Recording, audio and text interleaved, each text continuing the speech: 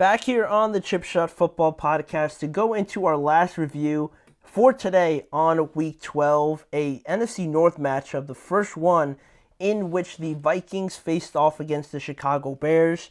And, these two definitely did not disappoint, much like the NFC North has not really disappointed this year, regardless of the records that you see from the Bears, how they're 4-7 now.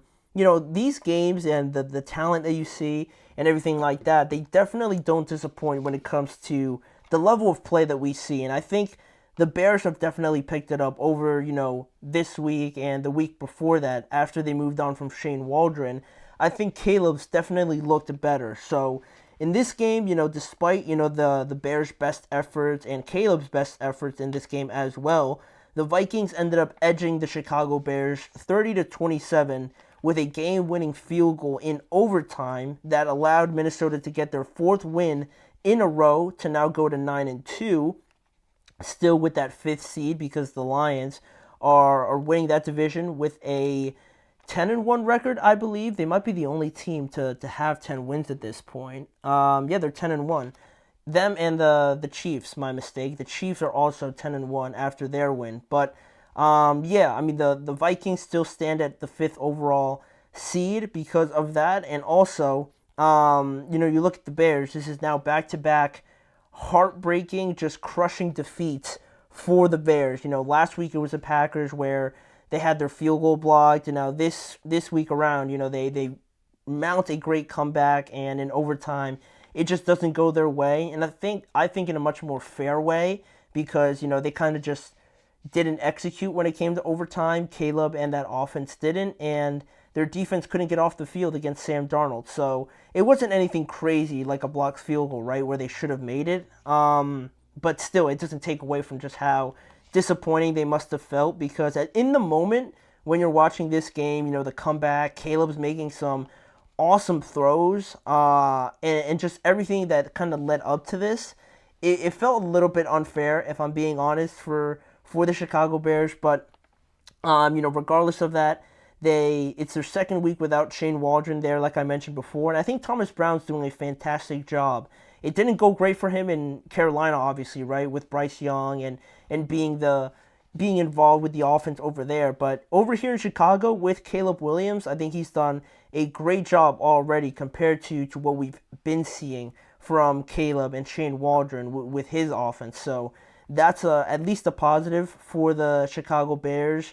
But Chicago overall, like I talked about before, is the only team in the NFC North that's under 500. And I don't think that's too much of an indictment against them, rather than praising the Lions, the Packers, and even the Vikings too for just having exceptional seasons. The Bears are just not there yet. They're one of the only teams that really started the entire process over, right? They had to find a quarterback, the pieces around him and everything like that. They're still a year, maybe a year and a half away from probably 2 years from competing with everybody else. But you do see signs, which I think is the biggest thing for the Bears at this point in time. And it's another one possession loss, back to the point that we made before.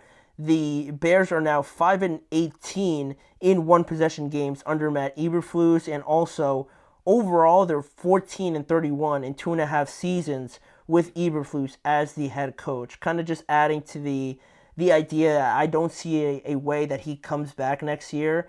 And, it might seem unfair to some, but I think him just staying, it'll be something that's still holding them back, right? Because they already moved on from Shane Waldron, and it's worked out great. I think they need to move on from Matt Eberflus, because 5-18 in one possession games is just unacceptable. You could be like 5-8 or something like that, or maybe like 2-5 or something like that. But 5-18 over 3 times the amount of wins or losses in one possession games. A lot of that, most of it probably comes down to the decision making and the coaching aspect of it rather than just the players. So that's just obviously an indictment on Matt Eberflus. So I think they're just gonna have to move on from him. But I don't see them doing it during the season. I don't think that does them any good overall. So that's where that stands. But, overall in the game, I mentioned Caleb Williams obviously looking better. And in terms of his numbers, he had 340 passing yards, 2 touchdowns, a quarterback rating of 103. That's one of his highest in 2024. Not much from the running game, because like you could tell, it was a lot of passing, a very high-scoring game.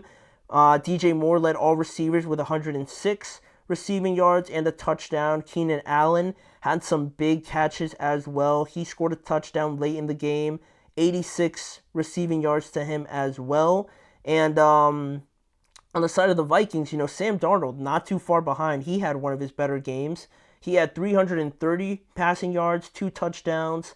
Aaron Jones had a good day on the ground as well. Unlike the Bears that didn't run it too well, Aaron Jones had over 100 yards just himself, 22 carries, and a rushing touchdown as well. Whereas the receiving for the Minnesota Vikings was anything other than Justin Jefferson, unfortunately. Unfortunately, I would say for my fantasy team, not really for the Vikings, because they won, with Jordan Addison having 8 receptions and 162 yards. He also scored a touchdown, and TJ Hawkinson having his best game since he returned from injury with 7 receptions and 114 yards. So, yeah, I mean, they have an abundance amount of weapons to put up 30 points, and having their best receiver only have 2 receptions for 27 yards. So could you imagine if he also contributed with like 70 yards and 5 catches, what the game could have been? But it's a testament to the Vikings overall and where they are team building wise, right? Their defense is playing well, and in this game it was pretty wild too, because we went into overtime and Chicago even led this game at the start. They were leading 7-0, but they trailed at halftime 10-14 after Jordan Addison and both Jalen Naylor scored in the first half. And then after that, the third quarter belonged mainly to the Vikings to kind of just elongate that advantage that they had built up. Now it's 24-10 after pretty much the third quarter. Then it completely switched over in the fourth quarter, which was all about Chicago, because they had a touchdown to start the fourth quarter to cut the lead down to 24-16. They didn't get the 2-point conversion to go, so now they were down 8 points. Then Minnesota added a field goal, so they had a bit more of a cushion there to go up 11 points at that point in time. Then Chicago continued their great run. They scored another touchdown and cut the lead down to 24-27. After this time, they converted on the 2-point conversion. So now, very quickly, it's only a 3-point game, and the Chicago Bears are going to try an onside kick. There was 22 seconds left, and Chicago, a very good executed onside kick, which kind of rolled on the ground and just hit one of the Vikings players' kind of shin. He really didn't know the ball was down there, so it just kind of knocked into him, and all the Bears players converged on it, and they recovered it with very little time left at that point in time. Then, with that being said, they got into field goal range after the onside kick recovery. They were able to score another field goal and send the game into overtime at this point in time, and they even got the ball first. So you kind of felt like with the momentum and everything like that, getting ball first, this could be Caleb Williams' most electrifying win as a Packer, or as a Bear, in his first year. It would have been awesome to see it, but the drive kind of just went very poorly from the start. Caleb got sacked. There was a penalty in there as well that just brought them even further back. So they were forced to punt, and it really, from that point on, you felt disappointed that the Bears kind of squandered away that opportunity. But with Minnesota coming back on the field, Sam Darnold led a fantastic drive to go down the field and put them into easy scoring position, where Romo just came back out there and kicked the game-winning field goal from very short range, and it won the game. They only needed 3 points. They didn't need a touchdown anymore, and they orchestrated a great drive to get them down there, and they won the game, just by 3 points in the end. And while Chicago and Caleb, did lose, and that's really what everyone's going to take from it, obviously, if you didn't really watch the game too closely. It was still a great performance overall. Caleb made a lot of great throws, like I mentioned before, and I think the game plan is just a lot more suited for him. The quick throws, getting him in rhythm a lot earlier, getting the ball to DJ Moore. You saw what kind of game he had.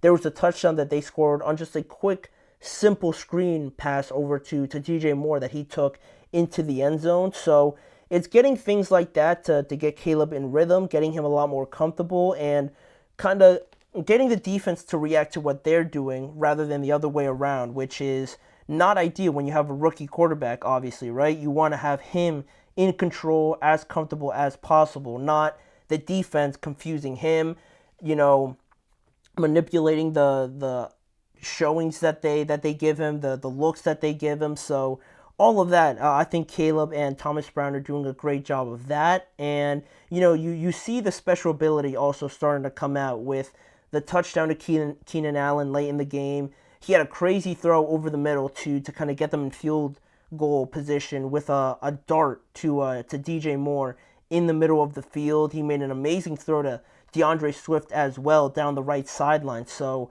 all of this is just getting the best out of Caleb. So despite the result, I think this is just the thing that matters the most, honestly, at this point, is getting Caleb to look like, he belongs with the Jaden Daniels, the Drake Mays, even the Bo Nix, the comparison as well. All of those guys are playing great, and kind of Caleb was left off, and a lot of people were criticizing him more so than not. So this kind of brings it all back together, and the Bears definitely are doing something great right now with Caleb, or they're doing better, not great, I would say. And they should need to continue that. It might not get any better in terms of results, but I don't think that really matters, for the rest of the year. They're not going to make the playoffs, obviously, so making sure that Caleb ends this season in the best possible way is really what they have to focus on, in my opinion. So, it was a great game overall. The Vikings definitely needed the win more to kind of keep pace in the playoff race going forward. But speaking now about the playoff race, we're going to flip over to the AFC and look at the matchup that we have tonight between the Ravens and the Los Angeles Chargers. Some big playoff implications in this game, so we're going to go over it. We're going to go over the matchups, the predictions, and also everything you need to know. Some pretty significant injuries in this game, so we're going to go over all of that when we return after this.